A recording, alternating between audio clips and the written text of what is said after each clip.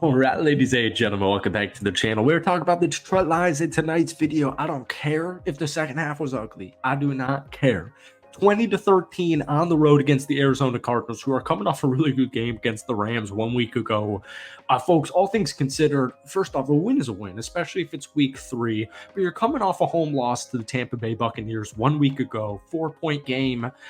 And, I get it, like, this game wasn't the most efficient, and I should pinpoint that more specifically. The second half wasn't very efficient. The Detroit Lions scored 0 points, but at the same time, they held the Cardinals to just 3 points right there at the end of the fourth quarter. And I actually even want to use this time. I don't know what, the Lions discourse is right now with the fan base on Twitter or YouTube or what have you. But just if anybody's freaking out about the efficiency of the offense, Jared Goff, for example, 18 of 23, 199 yards, 2 touchdowns. Unfortunate interception, very unlike Jared. But I get it. You can say that this offense isn't clicking, or they're at least not clicking consistently as far as halves go. It was very similar 1 year ago. 1 year ago, the Detroit Lions were coming off a home loss in overtime to the Seattle Seahawks, 37-31. 1 week since taking down the Kansas City Chiefs, the defending Super Bowl champions, on the road in Arrowhead. 1 year ago, the Detroit Lions beat the Atlanta Falcons 20-6 at home against Atlanta with Desmond Ridder. But I do, there's context is important. It was a really bad football game until the fourth quarter, where Detroit scored a couple of times. I think they outscored Atlanta 10-0 in that fourth quarter. So it was a really ugly game for 3 quarters. My point is, you zoom out, everything is fine. You finally got back to your bread and butter, the run game. Jared Goff is going to be more than fine. And also, this defense really does look great. They look great. So before we get any further into tonight's video, if you guys enjoy it, be sure to hit that like button, hit that sub button for daily NFL content. We post a ton of Lions videos every single week, at least 2 or 3. So if you could try and get this video to 200 likes, folks, that would mean the absolute world to me. The first half was beautiful. It really was, man. You're going into halftime with a 20-10 lead, and it just kind of felt like Detroit was ready to run away with it. And to be honest with you, even though Jared Goff only technically threw for 199 yards, he still averaged 8.7 yards per completion.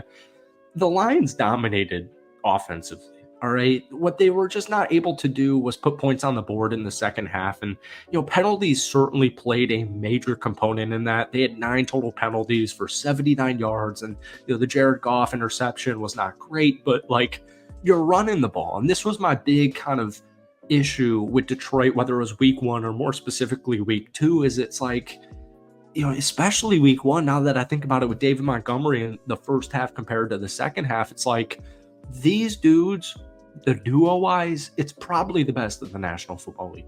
There's a lot of good running back duo tandems out there, but David Montgomery is as good as you come with a veteran running back. And it's not like, when I say veteran, he's 34 years old. He's 27, and he's coming off a great year in his first year with Detroit last season. And you got a kid in Jahmyr Gibbs who's still extremely young. He's entering his sophomore campaign. And, this afternoon, 16 carries, 83 yards. He averaged 5.2 yards per carry.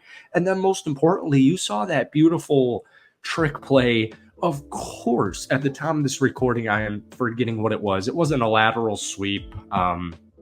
There's a name for it. Of course, when I'm recording this, I forget the name of it. Hook and ladder.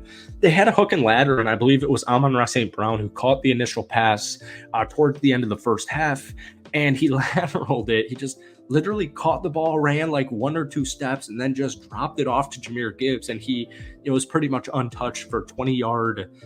I don't even know if that's considered a reception touchdown. All I care about for my fantasy football team, it was technically classified as a passing touchdown for Jared Goff. But that's a good illustration of what this Lions team is capable of. And, we always talked about it in preseason, and we've talked a lot about it in the first couple of weeks.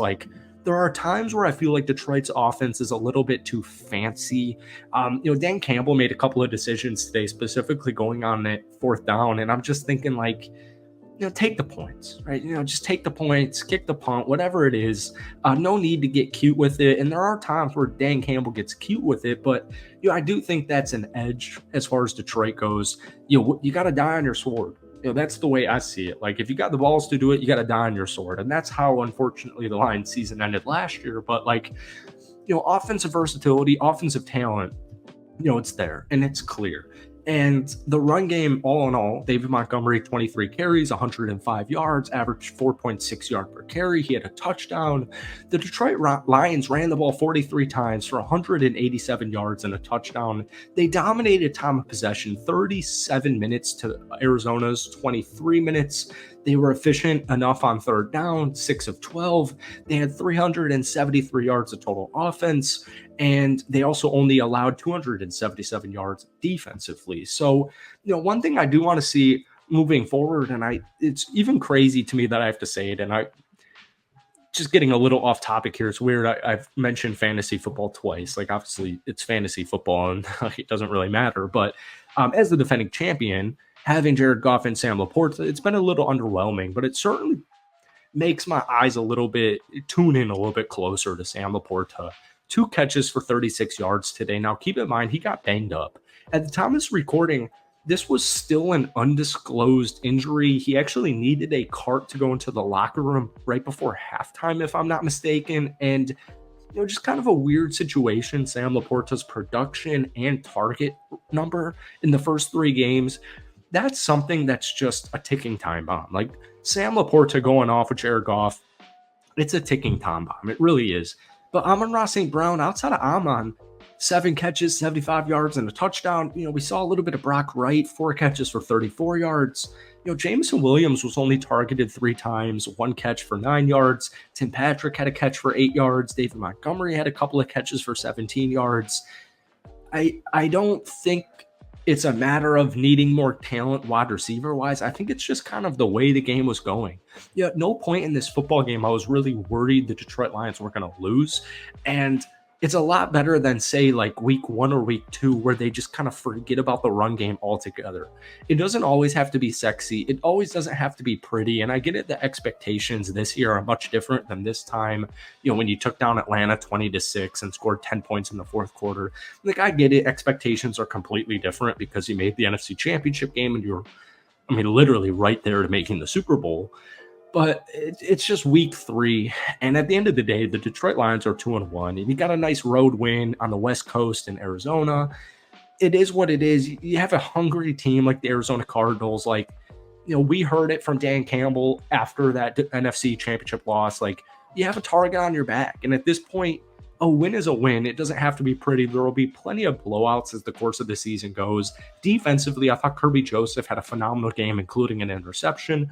Carlton Davis looks great. Brian Branch looks great. Aiden Hutchinson looks great. I like what I see from Terrion Arnold, even though we got to clean up those penalties.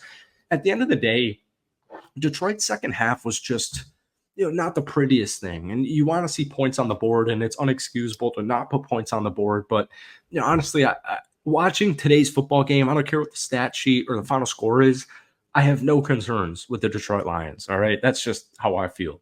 Thank you guys for watching. Hit that like button, hit that sub button. You know the deal. But give me your thoughts from tonight's game or this afternoon's game down below. Thank you guys for watching. Have a great rest of your weekend, and we'll see you in a day or two. Peace.